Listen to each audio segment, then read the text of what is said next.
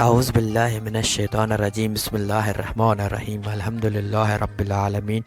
والصلاة علی سید الخلائق اجمعین محمد و اطرت الاقدسین۔ سب سے پہلے خداوند عالم کے ممنون اور مشکور ہے کہ خداوند عالم نے ہمیں اپنے گناہوں کے بخشوانے کے لیے ایک ایسا زمانہ عطا فرمایا جس زمانے کو خدا نے سال کے تمام زمانوں پر، تمام وقتوں پر، تمام راتوں پر، تمام ماہوں پر فضیلت عطا فرمائی ہے، جس کی فضیلت کے بارے میں امام علی علیہ السلام فرماتے ہیں کہ رمضان المبارک کی فضیلت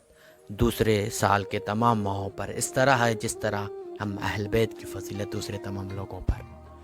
اور خود اس ماہ رمضان المبارک کے اندر بھی ایک دن دوسرے دن سے زیادہ فضیلت رکھتا ہے، ایک رات دوسری رات سے زیادہ فضیلت رکھتی ہے۔ اور آج سے جو شروع ہو رہا ہے ایام بیس کے نام سے شروع ہو رہا ہے، 13 کی رات، 14 کی رات اور 15 کی رات، یہ 3 دن جو ہے 13، 14 اور 15 ایام بیس کے نام سے معروف اور مشہور ہے۔ اس ایام بیس اس لیے کہا جاتا ہے کیونکہ اللہ کی رحمت اور بھی وسیع ہو جاتی ہے، اور اس ایام بیس کے کچھ اعمال ہیں، بالخصوص دعائے مجیر ہے کہ ایک مرتبہ پیغمبر اکرم صلی اللہ علیہ وآلہ وسلم مقام ابراہیم پر کھڑے ہو کر نماز پڑھ رہے تھے، جبرائیل نازل ہوئے اور فرمایا یا رسول اللہ، اگر کوئی انسان ان 3 راتوں میں دعائے مجیر کی تلاوت فرمائے گا اللہ اس کے تمام گناہ بخش دے گا، اگرچہ اس کے گناہ بارش کے قطروں کے برابر کیوں نہ ہو، یا درختوں کے پتوں کے برابر کیوں نہ ہو، یا صحرا کی ریت کے ذرات کے برابر بھی کیوں نہ ہو، خداوند عالم اس کے تمام گناہ بخش دے گا۔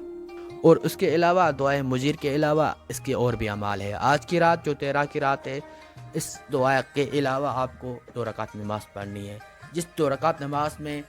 آپ کو الحمد کے بعد سورہ یاسین، سورہ فلق اور سورہ تبارک اور سورہ توحید کی تلاوت فرمانی ہے۔ پھر اس کے علاوہ آپ کو 4 رکعت اور نماز پڑھنی ہے، جس میں الحمد کے بعد آپ کو ہر رکعت میں 25 بار سورہ توحید کی تلاوت فرمانی ہے۔ اور پھر کل کی رات ہے، اس طرح آپ کو 4 رکعت نماز پڑھنی ہے، سورہ یاسین پڑھنی ہے الحمد کے بعد، اور سورہ فلق پڑھنی ہے، اور سورہ تبارک پڑھنی ہے، اور سورہ توحید کی تلاوت فرمانی ہے، لیکن دعائے مجیر بھی آپ کو ہر رات ساتھ ساتھ پڑھنی ہے۔ اس کے علاوہ 15 کی رات جو ہے